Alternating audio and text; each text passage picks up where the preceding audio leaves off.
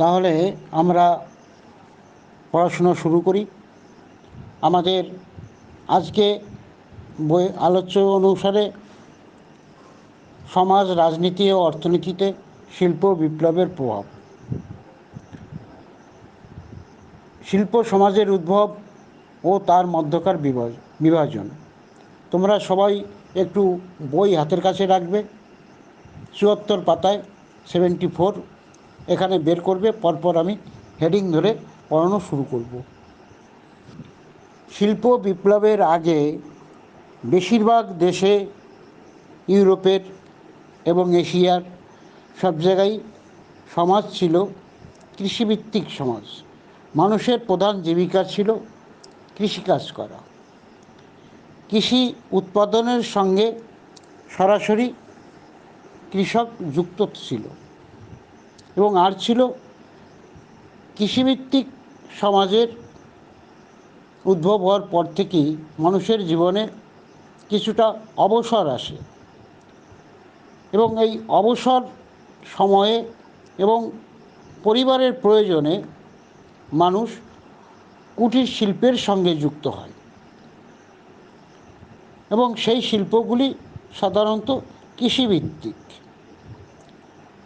এই যে শিল্প উৎপাদন, একে বলা হয় ডোমেস্টিক ইন্ডাস্ট্রি, অর্থাৎ খুব সহজভাবে আমরা বলতে পারি কুটির শিল্প।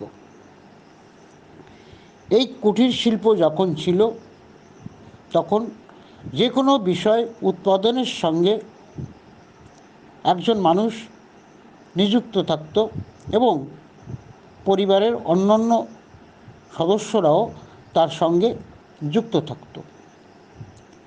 তখনও শিল্প উৎপাদন ভিত্তিক শুরু হয়নি, শিল্প বিপ্লব শুরু হয়নি, পৃথক শিল্প সমাজের উদ্ভব তখনও হয়নি এবং শিল্পজাত পণ্য নিয়ে বাণিজ্য শুরু হয়নি।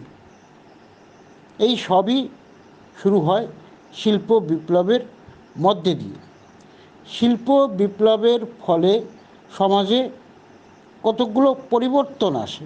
সেই পরিবর্তনগুলি রাজনৈতিক ক্ষেত্রে আসে, সামাজিক ক্ষেত্রে আসে, অর্থনৈতিক ক্ষেত্রে আসে।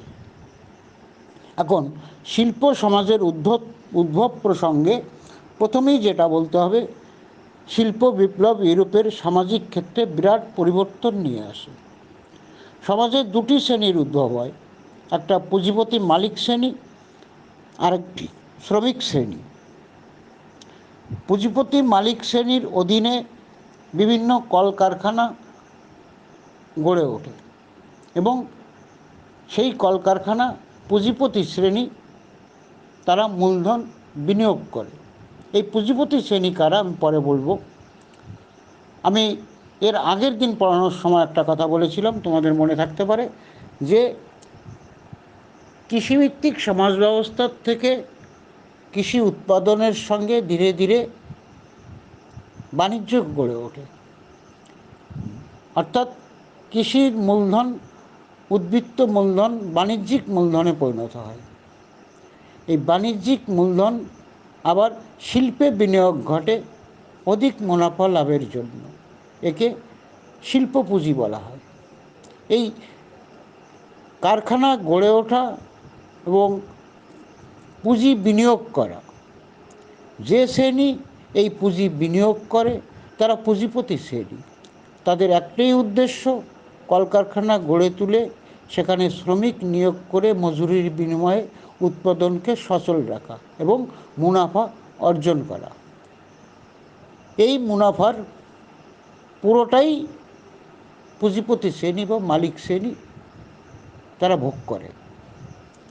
শ্রমিক শ্রেণীকে সামান্য পুঁজি দিয়ে উৎপাদনকে সচল রাখে।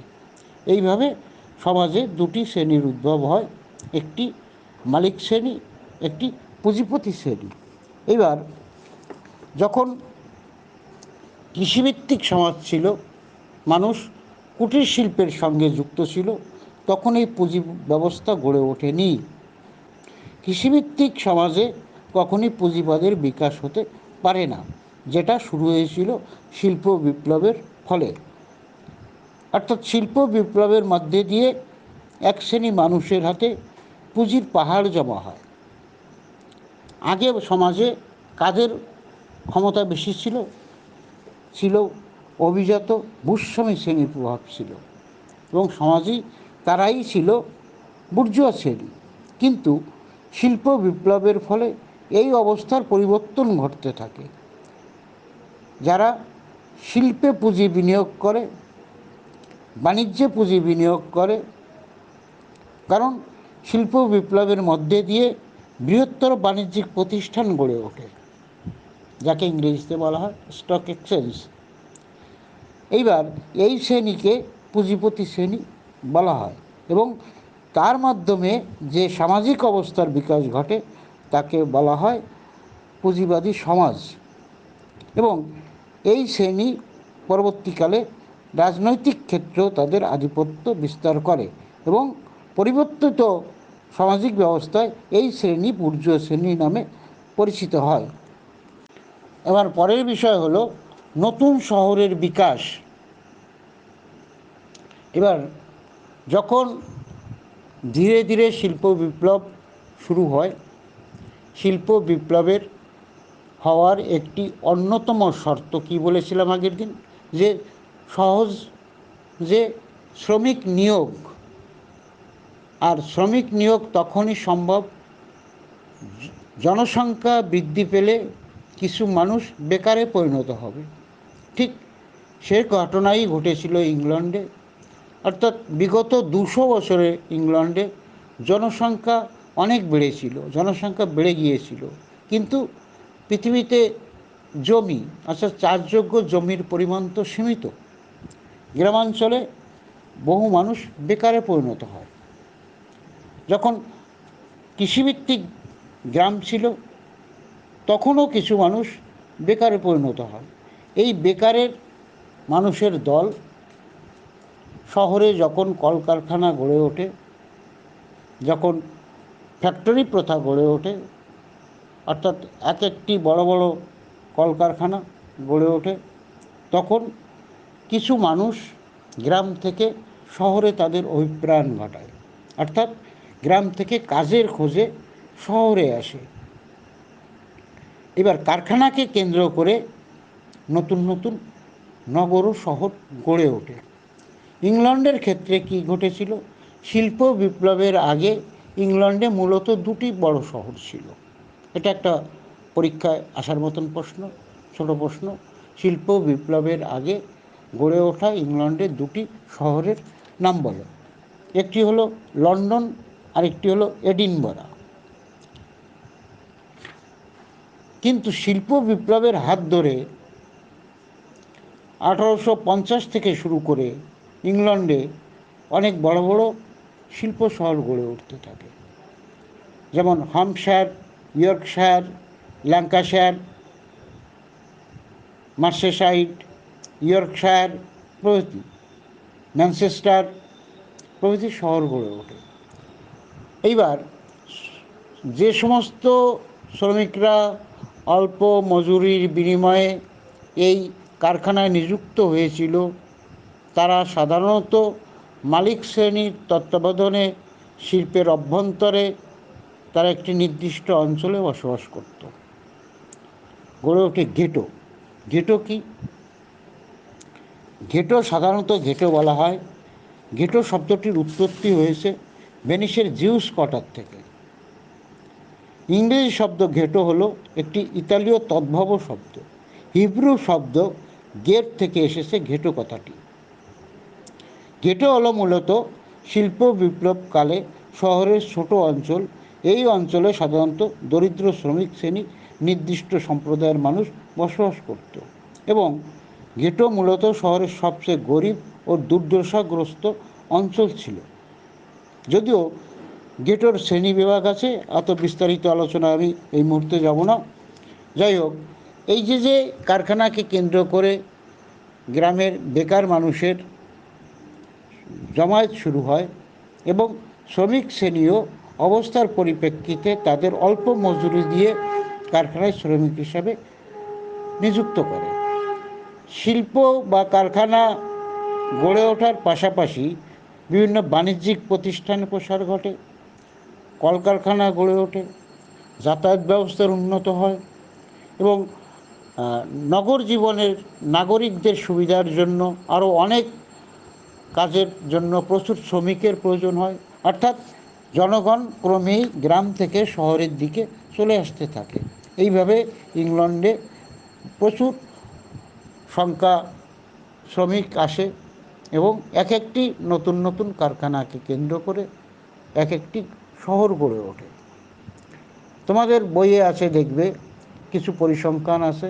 1801 খ্রিস্টাব্দে যেখানে লন্ডনে 8টি শহর ছিল, 1851 খ্রিস্টাব্দের মধ্যে যার সংখ্যা 29টি হয়ে গেল, যার মধ্যে 9টিতে জনসংখ্যা 1 লক্ষের অধিক ছিল। তাহলে শিল্প বিপ্লবের ফলে এই যে প্রচণ্ড গ্রাম থেকে জনসংখ্যার স্রোত চলে আসতে থাকে, তার ফলে এই জীবিকার সন্ধানে আসা শ্রমিকদের নিয়ে শহরের জনসংখ্যা বৃদ্ধি ঘটে। কিন্তু এর পাশাপাশি গ্রামের অর্থাৎ গ্রামের জনসংখ্যা কোনো কোনো জায়গায় অনেক কমে যায় এবং গ্রামের যে আগের যে অবস্থা ছিল তার থেকে অনেক করুণ হয়। কর্মসংস্থানের জন্য যে শ্রমিকরা শহর এলাকায় এসে উপস্থিত হয়, ফলে কিছুটা শহরেরও নৈতিক অধঃপতন ঘটে। শ্রমিক শ্রেণী সাধারণত অস্বাস্থ্যকর পরিবেশে বাস করতে বাধ্য হয় এবং অনেক সময় তাদের নৈতিক অধঃপতন ঘটে, শহরের আইন শৃঙ্খলার অবনতি ঘটে। তবে একথা ঠিক, ইংল্যান্ডে প্রথম যখন শিল্প বিপ্লব হয় তখন শ্রমিকদের অবস্থা অনেকটাই ভালো হয়েছিল, কিন্তু পরবর্তীকালে শ্রমিকদের অবস্থার অবনতি ঘটেছিল। কারণ তাদের যে হারে মজুরি দেওয়া হতো তা ছিল অতি সামান্য। এটা পরে যখন আমরা সমাজতান্ত্রিক সমালোচনা পড়ব সেখানে আলোচনা করা যাবে। এই যেটুকু পড়ানো হয়েছে এর মধ্যে কারোর যদি প্রশ্ন থাকে তোমরা জানাও, আমি তার উত্তর দেব। আমার পরবর্তী আলোচনা হলো রাজনৈতিকভাবে বুর্জোয়া পুঁজিবাদী ব্যবস্থার বিকাশ। আমি আগেই বলেছি, শিল্প বিপ্লবের আগে ইউরোপের সমাজ ছিল কৃষি ভিত্তিক সমাজ এবং উৎপাদন ছিল সীমিত এবং অর্থনৈতিক দিক থেকে শিল্প বিপ্লবের হাত ধরে আর সমাজে দুটি শ্রেণীর উদ্ভব ঘটেছিল, একটি মালিক শ্রেণী আর একটি শ্রমিক শ্রেণী। শিল্প বিপ্লবের ফলে ইউরোপের রাজনৈতিক ক্ষেত্রেও ব্যাপক পরিবর্তন ঘটে। শিল্প বিপ্লবের পরবর্তী যুগে মূলধনী ও শ্রমিক শ্রেণী রাজনৈতিক প্রতিপত্তি লাভে উদ্যোগী হয়। পূর্বে সমাজে অভিজাত শ্রেণী বলতে ভূস্বামী শ্রেণীকে বোঝানো হতো, কিন্তু পরিবর্তিত পরিস্থিতিতে যারা মালিক শ্রেণী, পুঁজিপতি শ্রেণী, যাদের কলকারখানায় একচেটিয়া মালিকানা ছিল, তারাই সমাজে অভিজাত শ্রেণী বা বুর্জোয়া শ্রেণীতে পরিণত হয়। অন্যদিকে কলকারখানায় কর্মরত শ্রমিক ও মালিকদের মধ্যে একটা অর্থনৈতিক সংঘর্ষ শুরু হয়। একে অর্থনৈতিক দ্বন্দ্ব বলা হয়। অর্থাৎ শ্রমিক শ্রেণীর একমাত্র উদ্দেশ্য, মালিক শ্রেণীর একমাত্র উদ্দেশ্য হলো যত বেশি মুনাফা করা যায় এবং শ্রমিক শ্রেণীকে যত কম মজুরি দেওয়া যায়, যার ফলে তাদের লভ্যাংশের পরিমাণ অনেক বাড়বে। এর পাশাপাশি ইউরোপে বেশ কিছু রাজনৈতিক মতবাদও গড়ে উঠেছিল, সমাজতন্ত্রবাদ, সাম্যবাদী মতবাদ, এবং শিল্প বিপ্লবের ফলে গণতন্ত্র অনেক জনপ্রিয় হয়ে উঠেছিল। শিল্প বিপ্লবের মধ্যে দিয়ে এই ভূস্বামী জমির মালিকেরা যারা ছিল তাদের সমাজে তাদের ক্ষমতা অনেকটা কমে যায়। অর্থনীতিতে বাণিজ্য শিল্পের গুরুত্ব বাড়তে থাকে। পুঁজিপতি শ্রেণীর হাতে প্রচুর সম্পদ জমা হয়, সুতরাং তারাই সরকারের কাছে তাদের সুযোগ সুবিধা বৃদ্ধির জন্য তারা বিভিন্ন দাবি দেওয়া পেশ করে এবং গণতান্ত্রিক ব্যবস্থা তারাই কাম্য করে। কারণ শিল্পোন্নত দেশগুলিতে যে পণ্য উৎপন্ন হতো, সেই পণ্যগুলোর বিভিন্ন জায়গায় রপ্তানি করার প্রয়োজন ছিল, তার জন্য উপনিবেশ বিস্তারের প্রয়োজন ছিল এবং তার জন্য সরকারের উপরে চাপ সৃষ্টির প্রয়োজন ছিল। সুতরাং বুর্জোরা চেয়েছিল এমন একটি রাষ্ট্র বা রাজনৈতিক ব্যবস্থা যা তাদের উন্নতিতে সহায়ক হবে এবং রাষ্ট্র কর্তৃপক্ষ সেই ভূস্বামীদের না দেখে বুর্জ শ্রেণীর স্বার্থেই তারা নজর দেবে। আগে কী ছিল, এমন সামন্ততান্ত্রিক সমাজ ব্যবস্থায় বংশ গৌরবকে বেশি মর্যাদা দেওয়া হতো, কিন্তু শিল্প বিপ্লবের ফলে বুর্জ শ্রেণী তাদের আরও বেশি স্বার্থের দিকে নজর দেয় এবং সেই স্বার্থই গণতান্ত্রিক ব্যবস্থাকে সমর্থন করে, অর্থাৎ যেখানে আইনের চোখে সবাই সমান হবে। ঠিক ইংল্যান্ডের ক্ষেত্রেও দেখা যায় যে এই শ্রেণীর মানুষেরা বিশেষ করে ইংল্যান্ডের সরকারকে সমর্থন করে এবং ইংল্যান্ডে একটি গণতান্ত্রিক ব্যবস্থা গড়ে ওঠার ক্ষেত্রে এদেরও অবদান উল্লেখযোগ্য ছিল।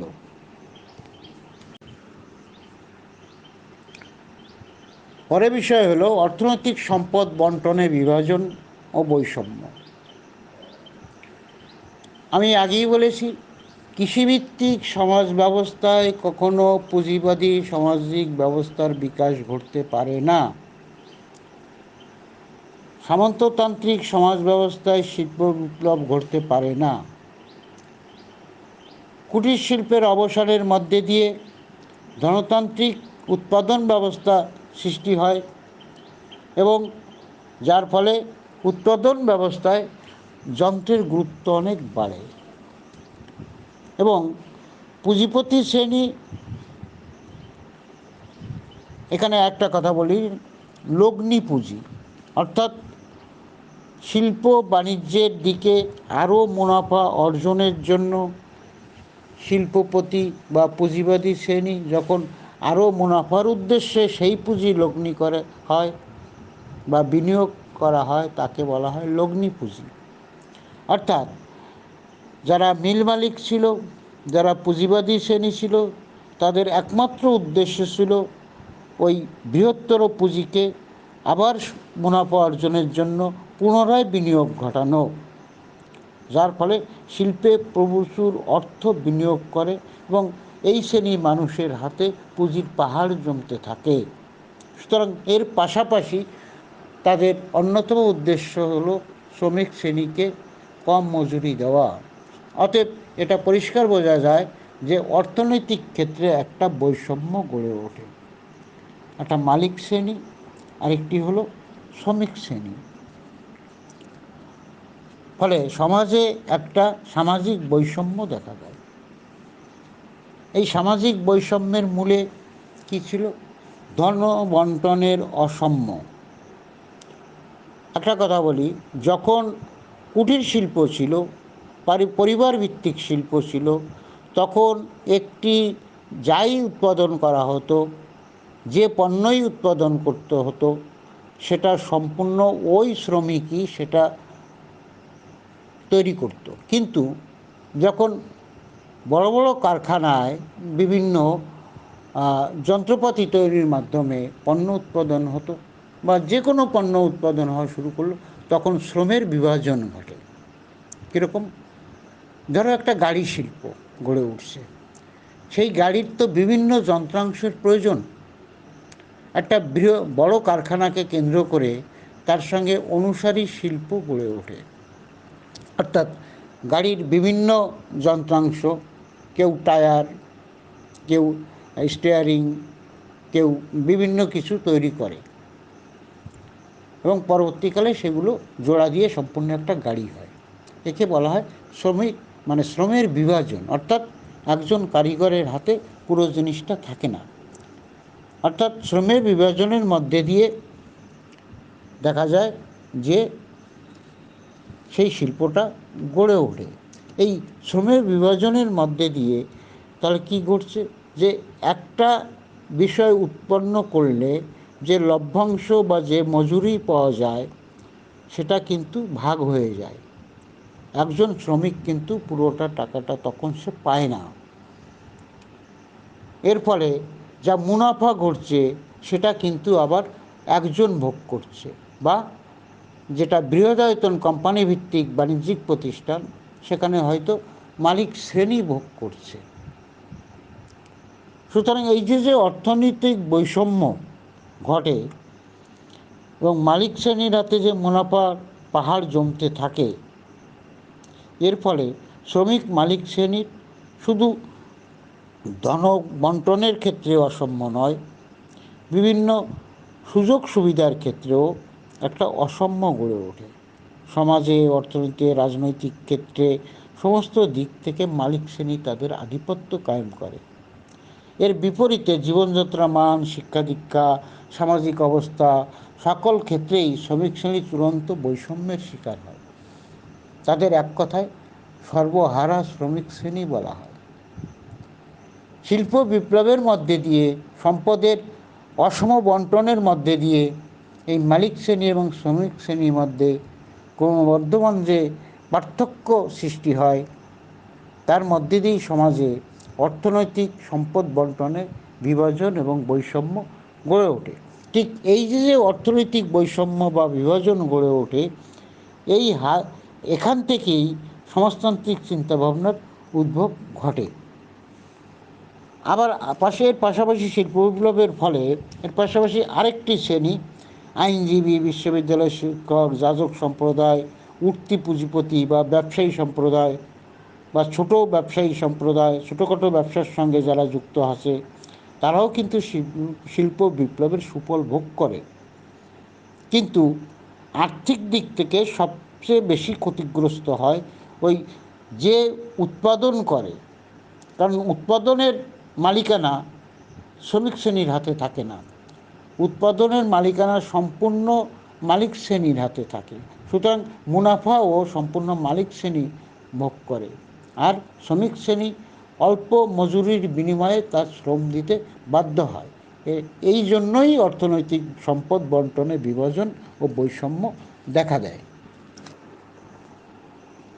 এবার পরবর্তী আলোচনা শুরু করব শিল্প সমাজের সমালোচনার নানা দিক, অর্থাৎ সমাজতান্ত্রিক সমালোচনা। এবার সমাজতান্ত্রিক সমাজ ব্যবস্থা বা সমাজতন্ত্রবাদ বা সাম্যবাদ আলোচনা করতে হলে প্রথমেই আমাদের যাদের নাম মনে আসে তারা হলো কার্ল মার্কস এবং ফ্রেডারিক এঙ্গেলস। কিন্তু এর আগে একটু বিষয় তোমাদের জানানোর প্রয়োজন আছে। তোমাদের বইয়ে খুব ভালো ধারণা নেই দেখছি এখানে। কার্ল মার্কস এবং ফ্রেডারিক এঙ্গেলস, এদের যে সমাজতন্ত্র মতবাদ তাকে বলা হয় বৈজ্ঞানিক সমাজতন্ত্রবাদ, অর্থাৎ বিজ্ঞান ভিত্তিক সমাজতন্ত্রবাদের উদ্যোক্তা ছিলেন তারা। তাই তাদের যে তত্ত্ব সেটাকে বলা হয় বৈজ্ঞানিক সমাজতন্ত্রবাদ।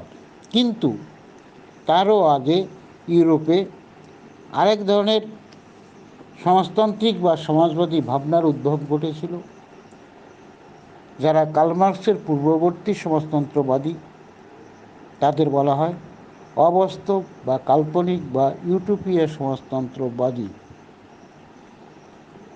অতএব ইউটোপিয়া বা কাল্পনিক সমাজবাদের নামে যারা পরিচিত ছিল তাদের মধ্যে অন্যতম ছিল টমাস মোর, সাসিমো, শাল ফুয়েরের, রবার্ট ওয়েন। এরাই ছিল ইউরোপীয় সমাজবাদীগণ।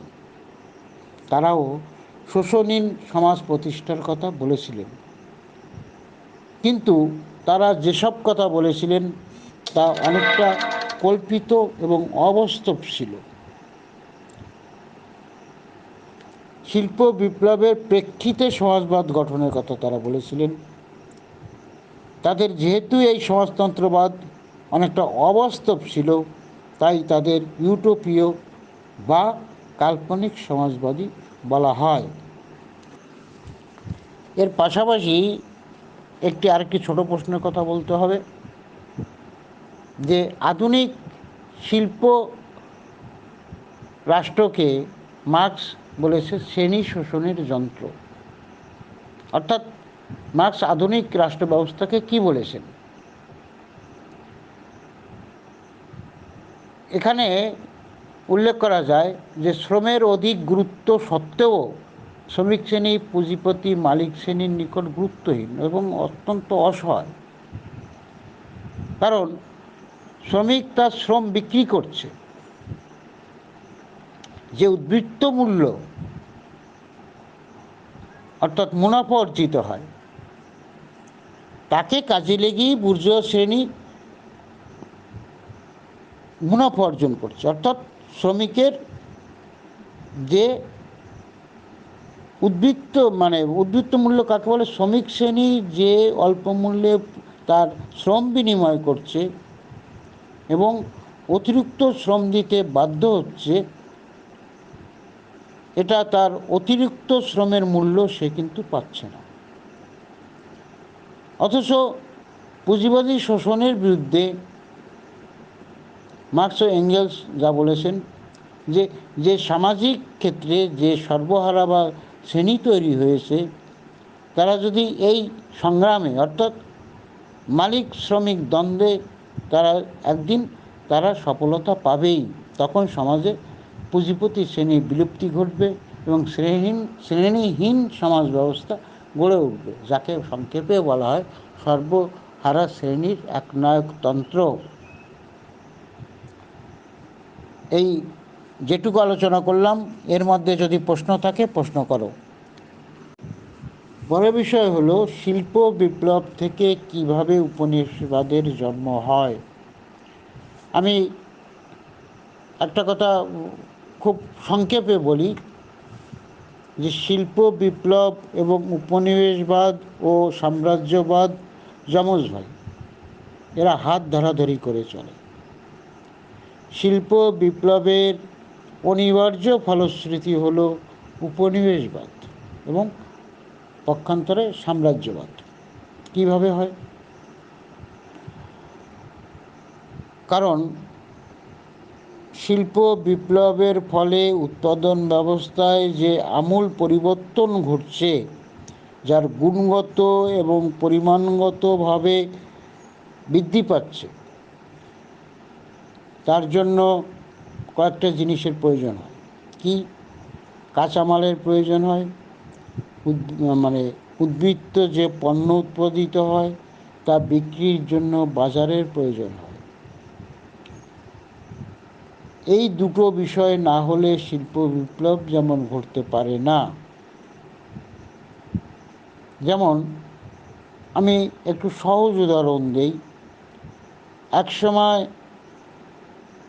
ইংরেজরা অর্থাৎ ইস্ট ইন্ডিয়া কোম্পানির মাধ্যমে ভারতবর্ষে তাদের আধিপত্য বিস্তার করেছিল, অর্থাৎ সাম্রাজ্য বিস্তার করেছিল। এবার সাম্রাজ্যবাদটা কি, উপনিবেশবাদটা কি, তোমরা এইটে পড়েছো, আমি একবার রিপিট করে মনে করিয়ে দিই।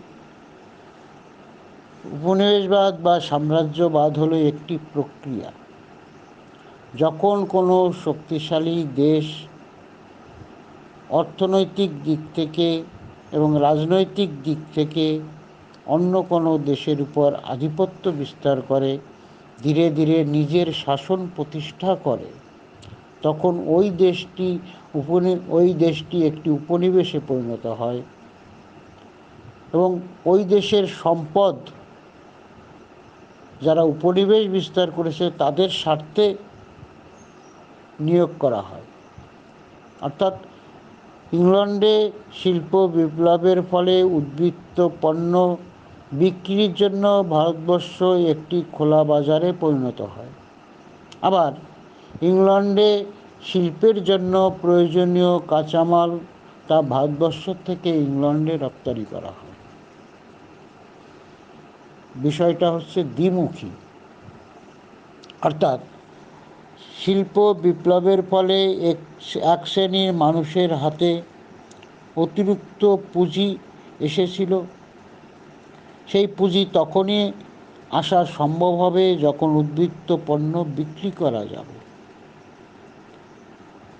উদ্বৃত্ত পণ্য বিক্রি করতে হবে কখন? যখন দেশের অভ্যন্তরে চাহিদা পূর্ণ হবে। দেশের অভ্যন্তরে চাহিদা পূর্ণ হলে উদ্বৃত্ত আরও পণ্য থাকবে। সেই উদ্বৃত্ত পণ্য বিক্রি করতে হলে আন্তর্জাতিক বাজারের প্রয়োজন, অর্থাৎ দেশের বাইরে অন্য ভূখণ্ড দখল করতে হবে। আর পুঁজিপতি শ্রেণী অন্য ভূখণ্ড দখল করার জন্য তাদের দেশের সরকারের উপরে চাপ সৃষ্টি করে। ফলে ভারতবর্ষ একদিন এইভাবেই ইংল্যান্ডের উপনিবেশে পরিণত হয়েছিল। আরেকটি বিষয় কি, শিল্প বিপ্লবের ফলে যে সমস্ত পুঁজিপতি শ্রেণীর উদ্ভব ঘটেছিল, তাদের হাতে যে মূলধনের পাহাড় জমে উঠেছিল, সেই পুঁজি আবার বিনিয়োগ করার প্রয়োজন দেখা দিয়েছিল। পুনরায় বিনিয়োগ করার ক্ষেত্র অনুসন্ধান, এর থেকেই আবার উপনিবেশ বিস্তারের জন্ম হয়। অর্থাৎ উদ্বৃত্ত যে পুঁজিপতি শ্রেণীর হাতে জমা হয়েছে, সেটা দেশের মধ্যে আর বিনিয়োগ করার জায়গা ছিল না। সেই জায়গা খুঁজতে হলে উপনিবেশ বিস্তার করতে হবে এবং সেই সমস্ত উপনিবেশে এই উদ্বৃত্ত পুঁজি বিনিয়োগ করতে হবে। অর্থাৎ শিল্প বিপ্লবের হাত ধরে উপনিবেশবাদের জন্ম হয়।